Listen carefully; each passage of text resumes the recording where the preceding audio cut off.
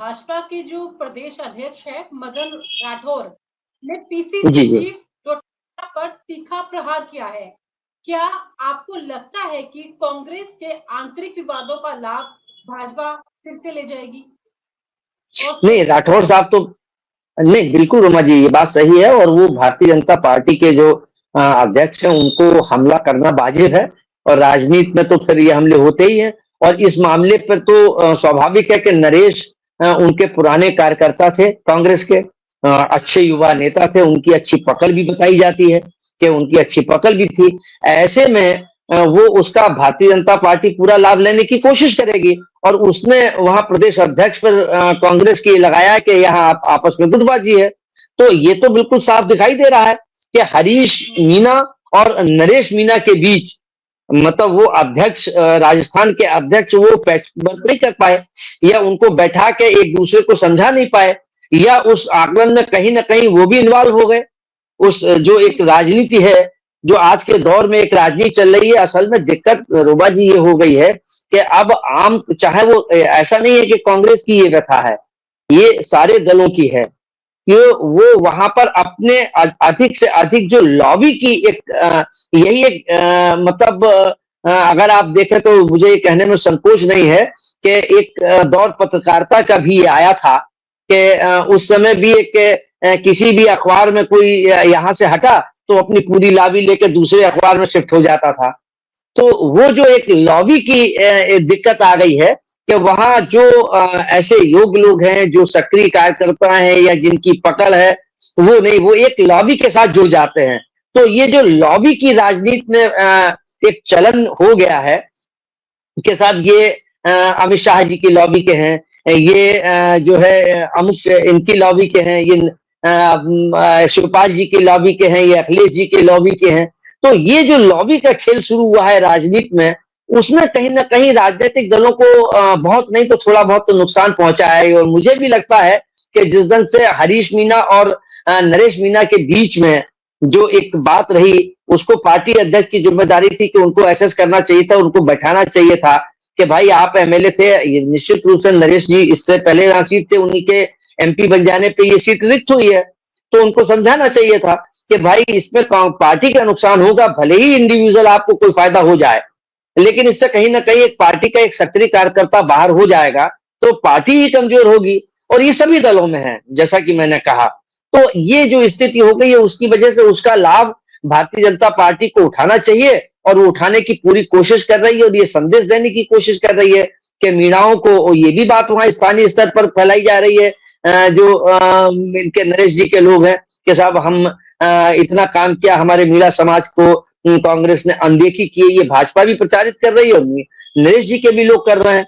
अब उसमें वो कितना काउंटर कर पाते हैं कांग्रेस पार्टी या हरीश जी, क्योंकि वो भी मीणा समाज के हैं। तो अब ये देखना होगा, इसमें दो चीजें होंगी। एक तो जो हरीश जी ने अपना प्रत्याशी दिया है उसको हरीश जी जिता पाते हैं कि नहीं जिता पाते हैं, एक तो ये होगा।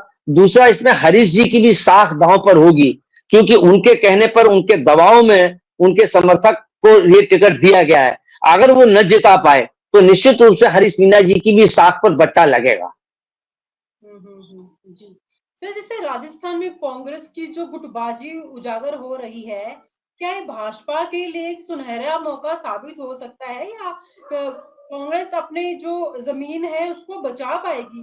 आखिर क्या होगा अब आने वाला, मतलब नजरिए क्या होने वाला है राजनीति में?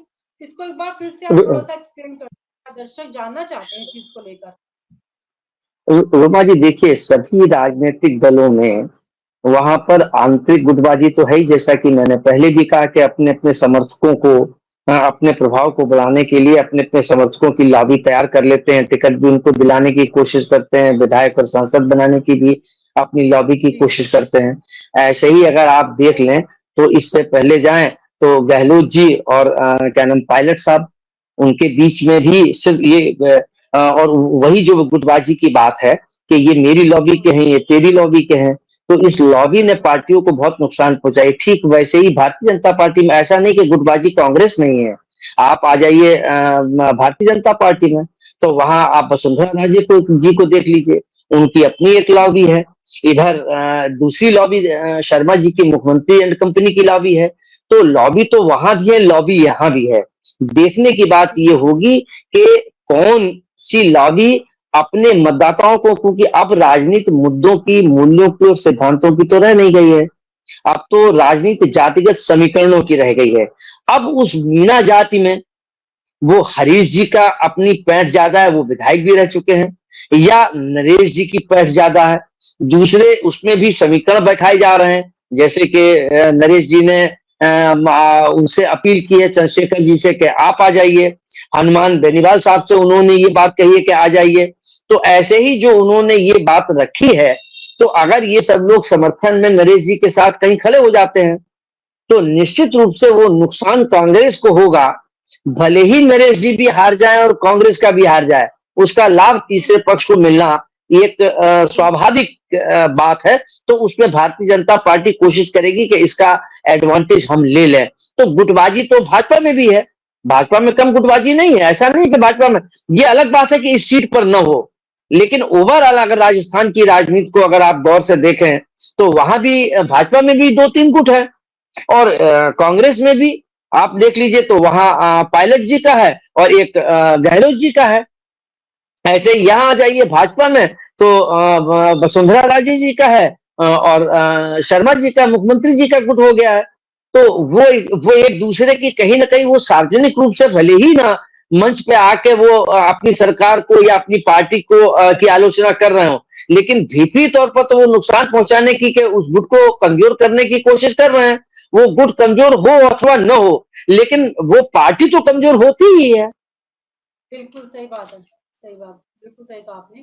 तो सर क्या लगता है फिर इस बार जो झुंझुनू है, दौसा, देवली, उनियारा, किसवरी सारी सीटों को लेकर एक कुल मिलाकर एक जो होलसेल एक राय है, आपको क्या मतलब मार्गदर्शन करेंगे आप हमारा इस राय की तरफ से? देखिए देखिए मैंने पहले भी एक बात कही थी कि अगर आप देखें तो वहां दौसा हो, और चाहे देवली हो, चाहे संगरूर हो, और चाहे चौरासी हो। ये संगरूर और चौरासी जो है ये कहीं ना कहीं दलित बाहुल्य है। ऐसे में भारतीय बसपा ने भी अपने प्रत्याशी वहां खड़े कर दिए हैं।